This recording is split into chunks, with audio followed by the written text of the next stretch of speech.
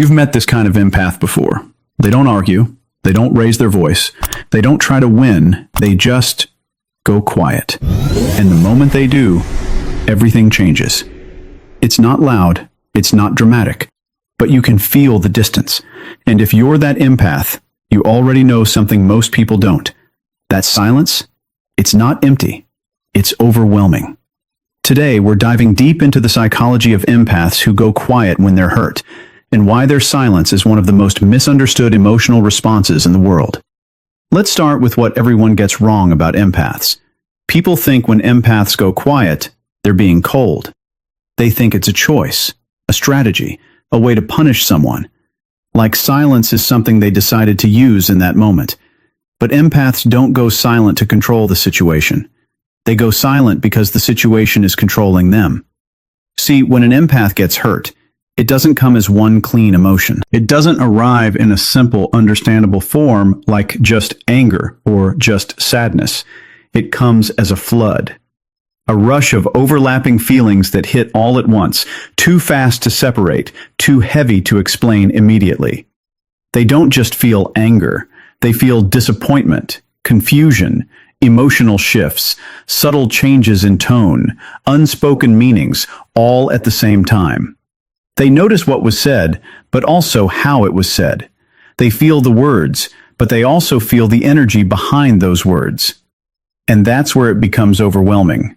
Because now it's not just about reacting, it's about understanding. And instead of reacting immediately, they absorb it. They sit with it.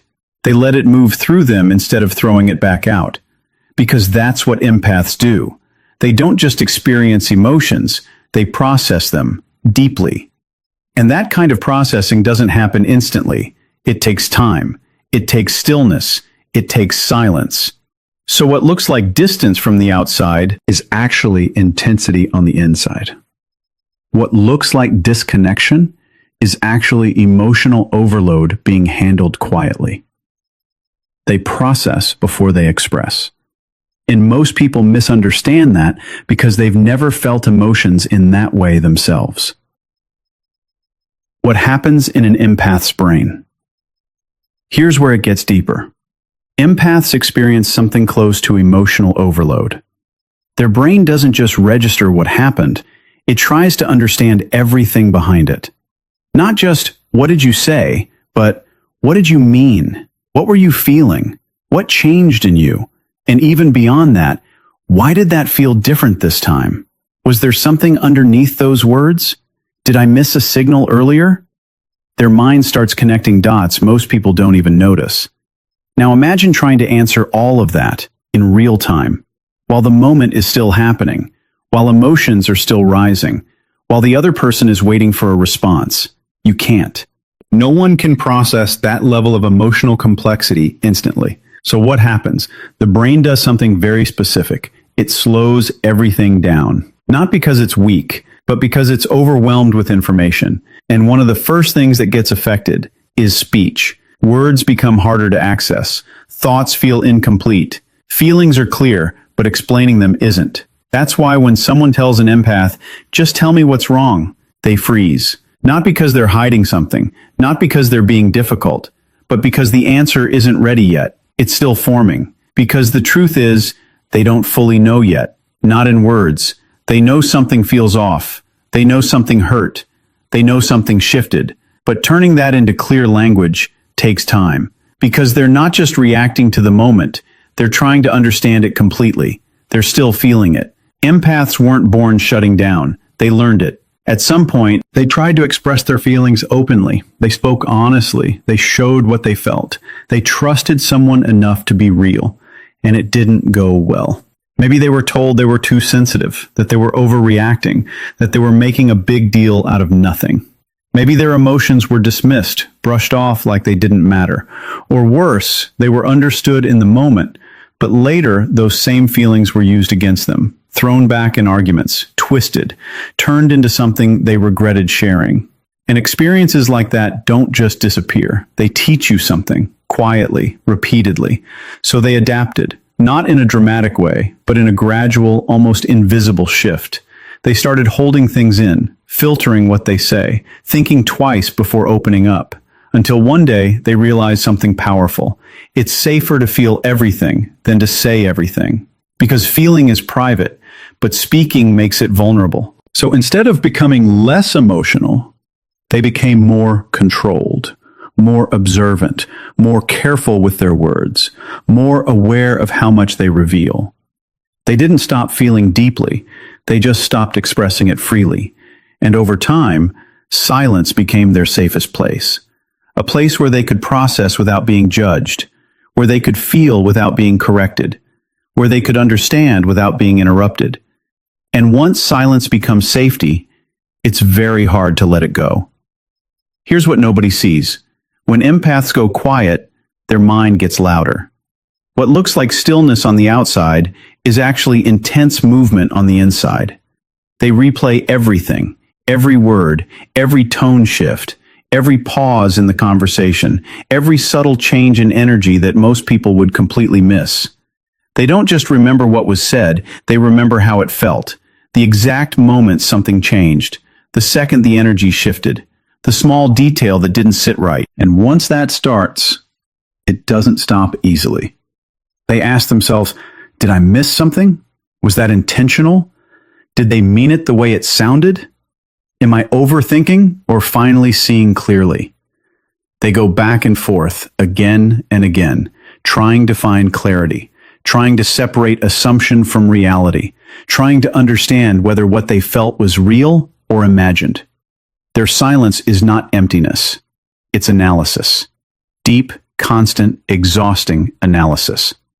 The kind that doesn't switch off just because the moment is past. While others move on quickly, laugh it off, ignore it, or forget it, empaths stay with it. They sit in it. They turn it over from every angle. Not because they want to suffer, but because they want to understand. Because for them, clarity matters more than speed. Truth matters more than reaction. So they stay quiet. Not because nothing is happening, but because too much is happening all at once. And they won't leave it until it makes sense. Here's what nobody sees. When empaths go quiet, their mind gets louder.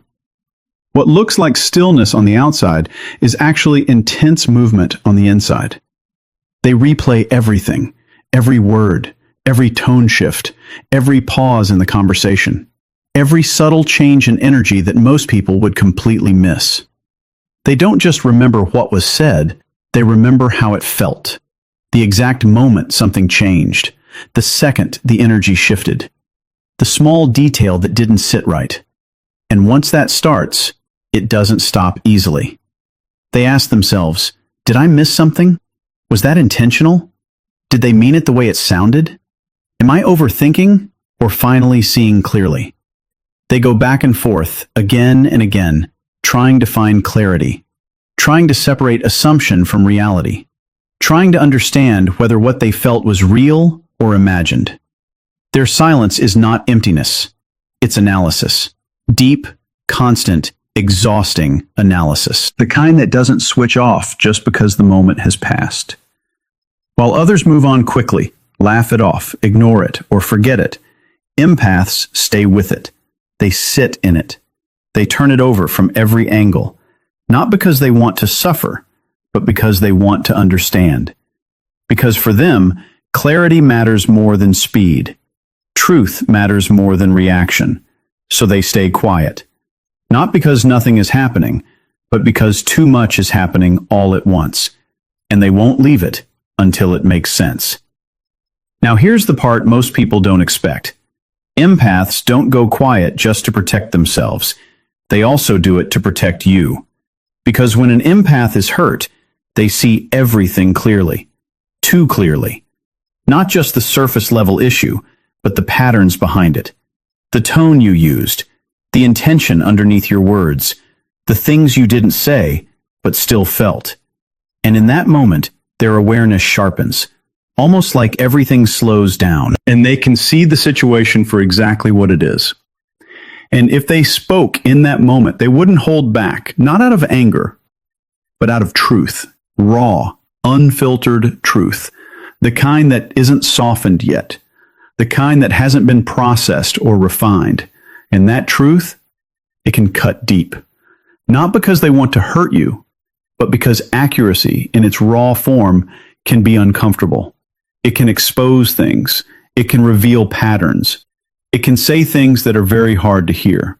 So instead of saying something they can't take back, they pause. They step away from the moment. They let the intensity settle before they respond. They wait. They regulate.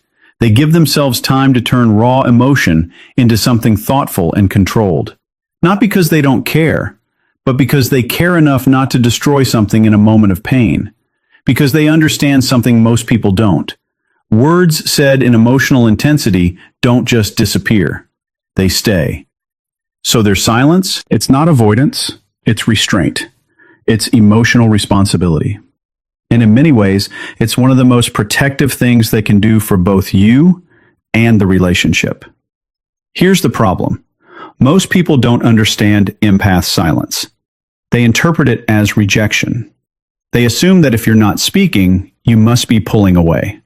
So in their mind, your quiet becomes a message. You're shutting me out. You don't care. You're being distant. And because that interpretation feels real to them, they react to it. They push harder. They ask more questions. They demand clarity right now.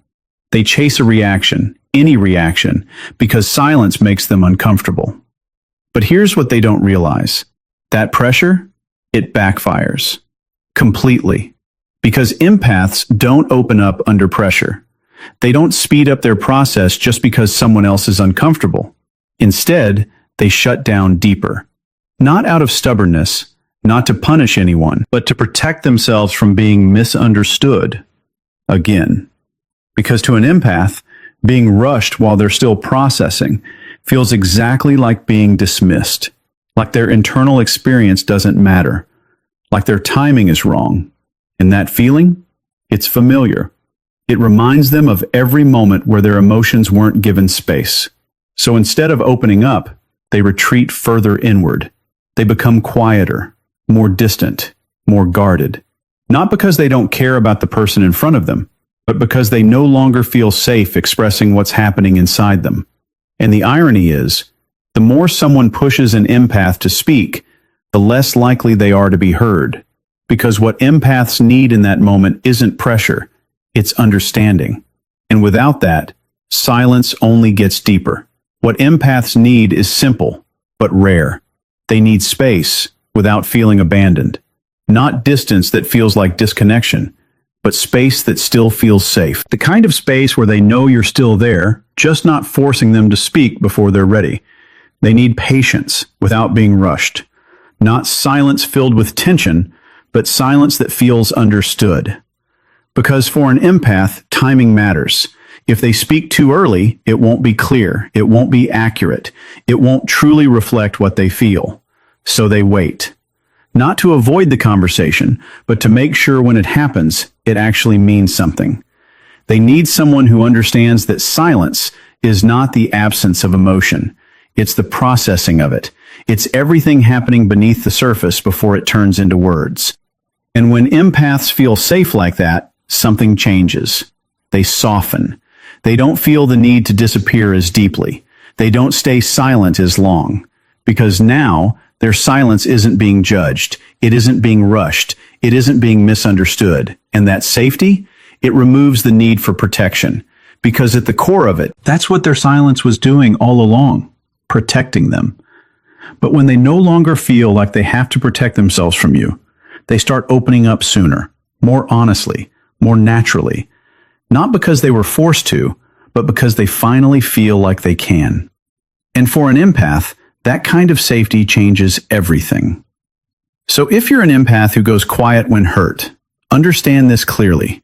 You're not cold, you're not distant, and you're not broken. What you are is someone who feels deeply.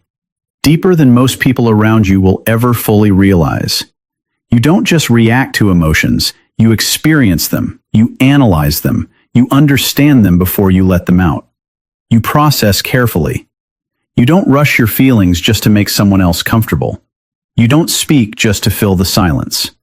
And because of that, You speak only when it's real, only when it's accurate, only when it reflects what you truly